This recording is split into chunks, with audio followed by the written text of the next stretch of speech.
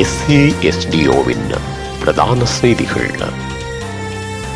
முதலில் தலைப்புச் செய்திகள். நாடாளுமன்ற உறுப்பினர்களுக்கு பிரதமர் வழங்கும் அறிவுரை. பகிரங்க மன்னிப்பு கோரிய அர்ச்சுனா. குவைத்திலிருந்து இலங்கைக்கு அனுப்பப்பட்ட கைதிகள். தாமதமான மின் கட்டண திருத்தம். 17 வயது இளைஞர் அடித்து கொலை. கூகுள் மேப்பினால் பறிபோன 3 உயிர்கள். தொடர்பன விரிவான செய்திகள். தாயக செய்திகள்.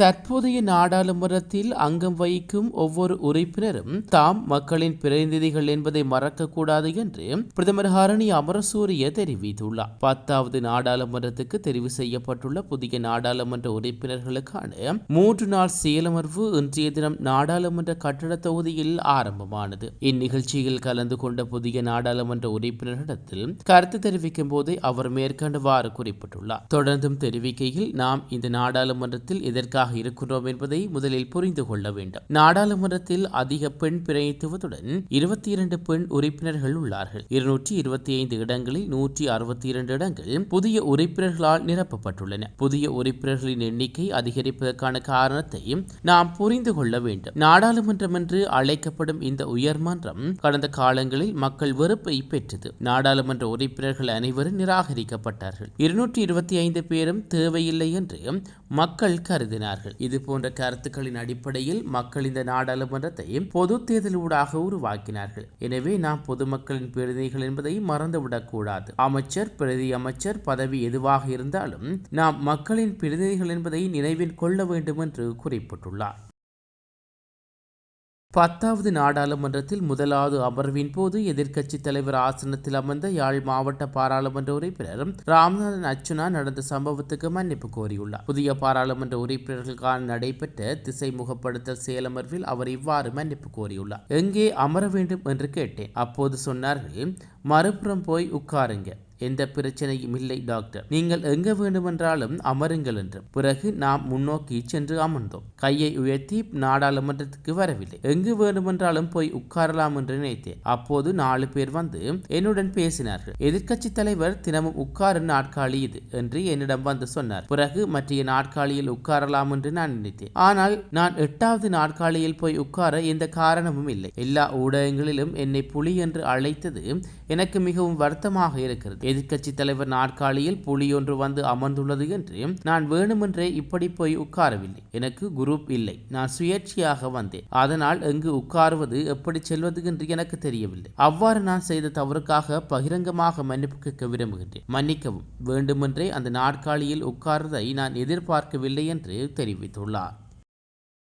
குவைத்தில் தண்டனை அனுபவித்து வந்த 104 இலங்கை கைதிகளில் 32 பேர் இந்த நாட்டுக்கு அனுப்பப்பட்டுள்ளார்கள். இவர்கள் குவைத்திலிருந்து விசேட விமானம் மூலம் கட்டுநாயக்க விமான நிலையத்தை வந்தடைந்துள்ளார்கள். இந்த கைதிகள் குவைத் அரசின் மத்திய சிறைச்சாலையில் தடுத்து வைக்கப்பட்டதாக தெரிவிக்கப்படுகிறது. குவைத் அரசுக்கும் இலங்கைக்கும் இடையில் 2007ஆம் ஆண்டு கைச்சாத்திடப்பட்ட கைதிகள் பரிமாற்ற ஒப்பந்தத்தின் கீழ் அவர்கள் நாட்டுக்கு அனுப்பப்பட்டுள்ளார்கள். குவைத் ராஜ்யத்தில் போதைப்பொருள் பாவனை, வர்த்தகம், மோசடி மற்றும் கடத்தல் ஆகிய குற்றச்சாட்டின் பேரில் அந்நாட்டு பாதுகாப்பு படையினால் கைது செய்யப்பட்டு நீதிமன்றத்தில் ஆயர்படுத்தப்பட்டு குற்றவாளிகளாக அறிவிக்கப்பட்டு இலங்கை கைதிகள் சிலரை இவ்வாறு இலங்கைக்கு அனுப்பி வைக்கப்பட்டுள்ளார்கள். குறித்த கைதியுடன் குவைத் அரசின் பாதுகாப்பு அதிகாரிகள், அந்நாட்டு உள்நாட்டு அலுவல்கள் அமைச்சின் அதிகாரிகள் மற்றும் வைத்தியர்கள் மற்றும் தாதிகர்கள் அடங்கிய குழுவும் வந்துள்ளதாக தெரிவிக்கப்படுகிறது. குவைத் விமானப்படைக்கு சொந்தமான விமானம் கட்டுநாயக்க விமான நிலையத்தை வந்தடைந்ததை அடுத்து இந்த கைதிகள் பொறுப்பேற்க இலங்கை சிறைச்சாலை திணைக்கள அதிகாரிகள் குழுவும் வருகை தந்திருந்தது.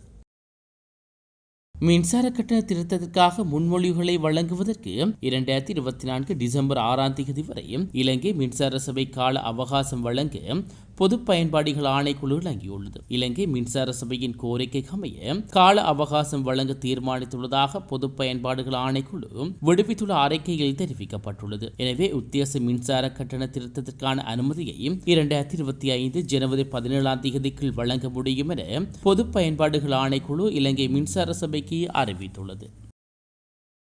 கொழும்பு கிராண்ட் பாஸ் போலீஸ் பிரிவுக்குட்பட்ட ஒரு குடவத்த பிரதேசத்தில் இளைஞர் ஒருவர் அடித்துக் கொல்லப்பட்டுள்ளதாக போலீசார் தெரிவித்துள்ளனர். கொழும்பு வெள்ளம்பிட்டி பிரதேசத்தைச் சேர்ந்த 17 வயதுடைய இளைஞரே கொலை செய்யப்பட்டுள்ளார். ஒரு குடவத்த பிரதேசத்தில் இரு தரப்பினருக்கிடையில் ஏற்பட்ட தகராற்றில் பலத்த காயமடைந்த இளைஞர் வைத்தியசாலையில் அனுமதிக்கப்பட்ட பின்னர் உயிரிழந்துள்ளதாக போலீசார் தெரிவித்துள்ளனர். இந்த தகராற்றின் போது காயமடைந்த 16 பேருடைய சிறுவன் ஒருவனும் கொழும்பு தேசிய வைத்தியசாலையில் அனுமதிக்கப்பட்டுள்ளதாக போலீசார் மேலும் தெரிவித்தனர். மேலும் சம்பவம் தொடர்பாக மேலதிக விசாரணைகளை போலீசார் மேற்கொண்டு வருகின்றனர்.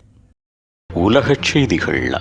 கூகுள் மேப்பின் உதவியுடன் இந்தியாவில் பரேலியிலிருந்து பதான் பகுதியை நோக்கி பயணித்த கார் ஒன்று ஆற்றில் கவிழ்ந்ததில் 3 பேர் உயிரிழந்த சம்பவம் இந்தியாவில் அரங்கேறியுள்ளது. சம்பவத்தில் உத்தரப்பிரதேசத்தைச் சேர்ந்த 3 பேரை உயிரிழந்துள்ளார்கள். இந்த ஆண்டு தொடக்கத்தில் ஏற்பட்ட வெள்ளப்பெருக்கு காரணமாக பாலத்தின் முன்பகுதி ஆற்றில் இடிந்து விழுந்துள்ளதாகவும் பாலத்தில் சமீபத்தின் நிலை GPS-இல் மேம்படுத்தல் செய்யப்படவில்லை எனவும் தகவல்கள் தெரிவிக்கின்றன. இந்நிலையில் கார் பாலத்தின் மீது பயணித்துக் கொண்டிருந்த போது பாலத்தில் கவிழ்ந்துள்ளதாக இந்திய ஊடகங்கள் குறிப்பிட்டுள்ளது.